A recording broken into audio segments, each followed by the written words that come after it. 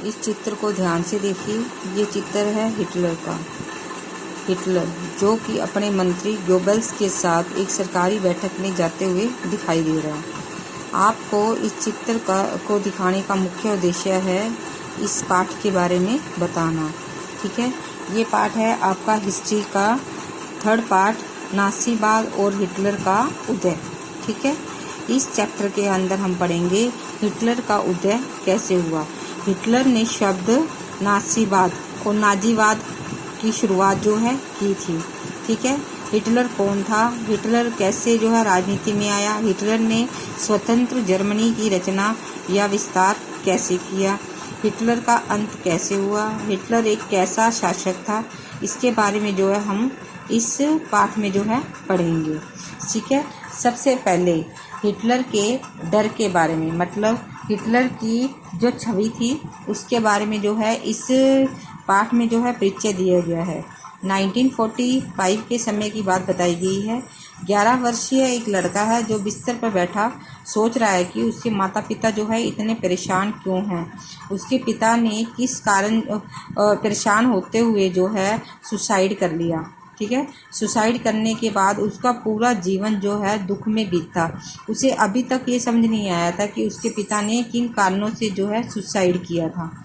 ठीक है, कुछ बातें जो है बड़ा होने पर उसे धीरे धीरे समझ आई कि उसके पिता ने सुसाइड जो है हिटलर की पार्टी में शामिल होने के कारण किया था। फिर वो जो हेलमुट जो लड़का था उसके पिता जो थे हिटलर की पार्टी के एक बहुत ही कट्टर समर्थक नेता थे।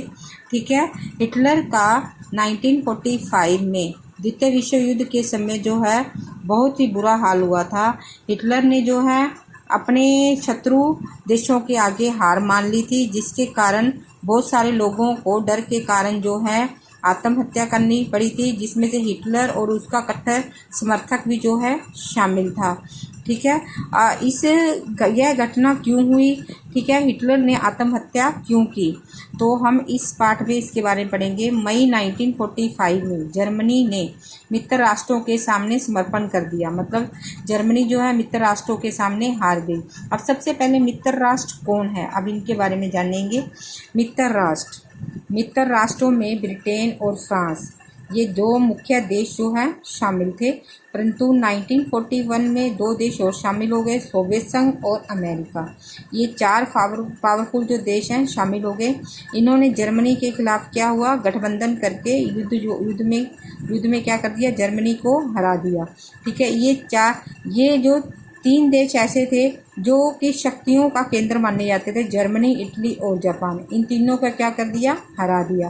ठीक है, मई 1945 में जर्मनी जो है मित्र राष्ट्रों के सामने हार गई, तो हिटलर को अंदाज़ा हो चुका था कि अब उसका क्या हाल होगा, लड़ाई में वह हार चुका है। तो उसने क्या करा, अपने मंत्री गोबल्स के साथ एक कैंप के अंदर क्या कर ली, आत्महत्या जो है कर ली। ठीक है, आत्महत्या होने के बाद एक अंतर्राष्ट्रीय सैनिक अदालत जो है स्थापित की गई। पूरे जर्मनी पर मित्र राष्ट्रों ने क्या कर लिया, अपना अधिकार कर लिया। ठीक है, सैनिक अदालत में जो है जर्मनी के खिलाफ जो है मुकदमा चला।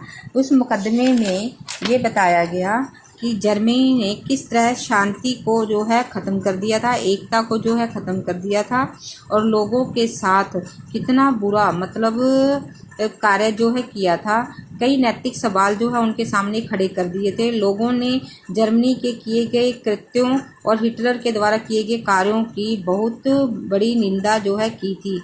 हिटलर जिस पर क्या है लाखों लोगों की हत्या का जो है कह सकते हैं कि हम लाखों लोगों की हिटलर ने हत्या की थी। तो जो पूरे जो देश थे, मित्र देश जो थे हिटलर के खिलाफ थे। ठीक है, दूसरे विश्व युद्ध जो कि 1939 से शुरू हुआ था, 1945 में ख़त्म हुआ था, के साय में जर्मनी ने क्या कर दिया था, लोगों पर बुरा हाल करना शुरू कर दिया था, लोगों को मारना जो है शुरू कर दिया था। जर्मनी सिर्फ नासी नस्ल के लोगों को ही महत्व देता था। ठीक है, नासी मतलब गोरे, जिन नीली आँखों वाले और गोरे चमड़ी वाले लोगों को ही महत्व देता था। जर्मनी में रहने वाले 60 लाख यहूदी और 2 लाख के करीब जिप्सी लोगों को और 10 लाख के करीब जो पोलैंड के नागरिकों को जो है जान से मार दिया गया था। जो बच्चे थे उन्हें शारीरिक और मानसिक रूप से जो है अपंग जो है घोषित कर दिया गया था। 70,000 के करीब जर्मन नागरिकों को भी क्या कर दिया गया था, मार दिया गया था।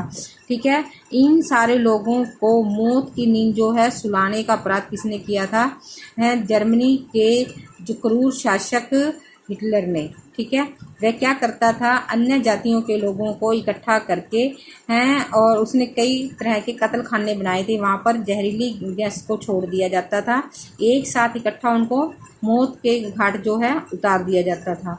इन सभी कारणों से जो स्वतंत्र अदालत जो है, सैनिक अदालत जो बनाई गई थी, उसमें मुख्य 11 नासियों को मौत की सज़ा जो है दी गई। परंतु ये जो सज़ा है जो नासी जाति ने अपराध किया था उसके मुकाबले कुछ भी नहीं थी। परंतु मित्र राष्ट्र चाहते थे कि वो नहीं चाहते कि जैसा जर्मनी ने हमारे साथ किया हम भी उनके साथ ऐसा ही करें। ठीक है, अब इसके बाद आगे आ जाता है वाइमर गणराज्य। ठीक है, वाइमर गणराज्य क्या है, ठीक है, इसके बारे में अब हम शुरू से पढ़ेंगे। तो वाइमर गणराज्य जो है एक ताकतवर साम्राज्य था। ठीक है, वाइमर गणराज्य में कौन कौन से देश जो शामिल थे, इंग्लैंड, फ्रांस और रूस। ठीक है, जब प्रथम विश्व युद्ध 1914 से 1918 तक लड़ा गया तो दुनिया की बहुत सारी शक्तियां यह सोचकर युद्ध में कूद पड़ी कि हम इतने पावरफुल हैं कि हम जीत जाएंगे। परंतु युद्ध तो लंबा ही खींच रहा था। लंबा युद्ध खींचने के कारण क्या हो गया, यूरोप के कई देश जो हैं आर्थिक दृष्टि से कमज़ोर हो गए। ठीक है, फ्रांस और बेल्जियम पर कब्जा करके जर्मनी ने ये सोचा कि मैं काफ़ी पावरफुल देश हूँ। परंतु 1917 में जब अमेरिका भी मित्र राष्ट्रों में शामिल हो गया तो जर्मनी क्या हो गई, हार गई। जर्मनी 1918 में केंद्रीय शक्तियों को हारने के कारण क्या उसे हार कर घुटने टेकने पर मजबूर होना पड़ा। ठीक है, जर्मनी की हार के बाद सम्राट ने अपने पद से इस्तीफा दे दिया। ठीक है, एक लोकतांत्रिक संविधान की रचना की गई। प्रतिनिधियों के निर्वाचन के लिए नागरिकों को वयस्क मताधिकार और सार्वभौमिक मताधिकार जो है प्रदान किए गए। ठीक है, ये जो स्वतंत्र लोकतांत्रिक संविधान लागू किया गया था, कुछ लोगों को, जर्मनी के कुछ लोगों को पसंद नहीं आया। ठीक है, उन्होंने क्या कर दिया, इसके खिलाफ विरोध करना क्या कर दिया, शुरू कर दिया। ठीक है, आगे देखिए, अब जर्मनी की पराजय के बाद विजयी देशों ने कई ऐसी शर्तें बनाई जो कि जर्मनी को रास नहीं आ रही थी। इनमें से कुछ शर्तें थी वर्साई संधि। ठीक है, जो कि जनता को अपने लिए बड़ी अपमानजनक प्रतीत हो रही थी। ठीक है, और इसके अलावा युद्ध में जो मतलब कह सकते हैं जान और माल की हानि हुई थी, उसके लिए भी जर्मनी को जो है जिम्मेवार ठहराया गया था। इसलिए जर्मनी पर कई तरह के जुर्माने जो है लगा दिए गए थे। ठीक है, जर्मनी के कई हिस्सों पर मित्र राष्ट्रों का जो है अधिकार हो गया था। ठीक है, इन सब कारणों से जो है अपमान के लिए वाइमर गणराज्य को क्या ठहराया गया, दोषी ठहराया गया। युद्ध का असर, युद्ध का जर्मनी पर बहुत बुरा असर हुआ। ठीक है, पूरे महाद्वीप को, यूरोपीय महाद्वीप को मनोवैज्ञानिक और आर्थिक तौर पर जो है कर्जदार जो है बना दिया गया। ठीक है, किसी समय जो है यूरोप महाद्वीप जो है सबसे अधिक पैसे वाला जो महाद्वीप माना जाता था। परंतु युद्ध खत्म होते होते कर्जदारों का महाद्वीप जो है ये बन गया। ठीक है, आर्थिक स्तर पर ये क्या हो चुका था, अपंग हो चुका था। ठीक है, इसके अलावा क्या नाम है, इसकी मनोदशा 30 दशक तक आते आते और भी अधिक क्या हो गई, बिगड़ गई। ठीक है, पहले महायुद्ध ने यूरोपीय समाज और राजनीतिक व्यवस्था पर बहुत गहरी छाप छोड़ दी। सिपाहियों और आम नागरिकों ने क्या कर दिया, इस मुकाबले जो है ज़्यादा सम्मान दिया जाने लगा। ठीक है, आम नागरिकों की दशा जो होगी धीरे धीरे खराब हो गई। सैनिकों को अधिक सम्मान मिलने के कारण क्या हो गया, लोगों में जो है सैनिकों के खिलाफ क्या हो गई, घृणा जो है पैदा हो गई। ठीक है, और दूसरी बात क्या हो गई, जहरीली गैस और दुश्मनों को गोलाबारी का बहादुरी से सामना करते हुए और अपने साथियों को पल पल मरते हुए देखते हुए लोगों में क्या हो गया, आक्रोश जो है वो पैदा हो गया। लोकतंत्र में एक नया और बहुत ही नाजुक विचार था जो दोनों महाद्वीपों के बीच फैली अस्थिरता का सामना जो है नहीं कर सकता था। मतलब हर जगह अस्थिरता फैली हुई थी, लोग जो है सरकार के क्या हो गए थे, खिलाफ हो गए थे। ठीक है, जब 1945 में वाइमर गणराज्य की स्थापना हुई तो उसी समय रूस में भी जो है बोल्शेविक क्रांति की तर्ज पर जर्मनी में स्पार्टकिस्ट लीग अपने क्रांतिकारी योजनाओं को अंजाम जो है देने लगी। बहुत सारे शहरों में मजदूर और नाविकों की जो सोवियतें जो हैं बनाई जाने लगी।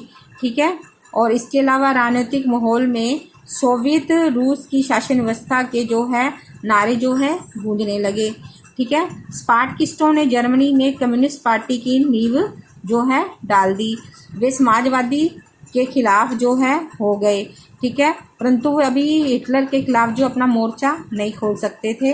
ठीक है, राजनीतिक रेडिकल विचारों को 1923 के आर्थिक संकट से और अधिक बल मिला। जर्मनी ने पहला विश्व युद्ध जो है मोटे तौर पर कर्ज लेकर लड़ा था। ठीक है, कर्ज वह पूरा नहीं कर पाए तो इस वजह से उन्हें बहुत अधिक हर्जाना और जुर्माना जो है देना पड़ा।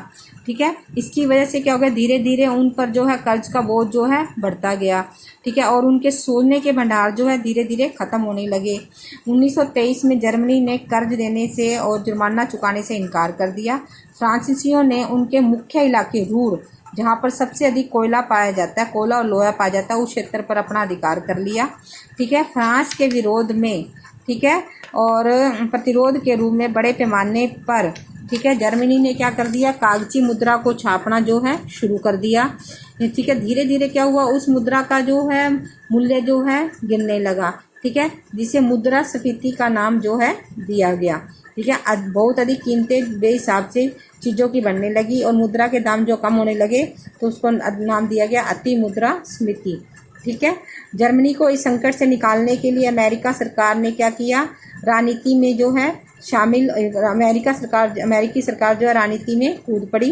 ठीक है, इसके लिए अमेरिका ने उन्हें डॉप्स योजना बनाई। इस योजना के द्वारा जर्मनी के आर्थिक संकट को दूर करने के लिए कई शर्तों जो है लागू की गई, जिनमें जो हर्जाने की शर्त भी जो है तय की गई। ठीक है, इसके बावजूद जर्मनी में जो है मंदी का जो साल है वो शुरू हो चुका था। मंदी के साल थे 1924 से 1928 तक। इतनी मंदी आ चुकी थी कि ऐसा लगता था कि जर्मनी जो है रेत के ढेर पर खड़ी है, वह कभी भी जो है गिर सकती है। ठीक है, 1929 में वॉल स्ट्रीट एक्सचेंज धराशायी हो गया।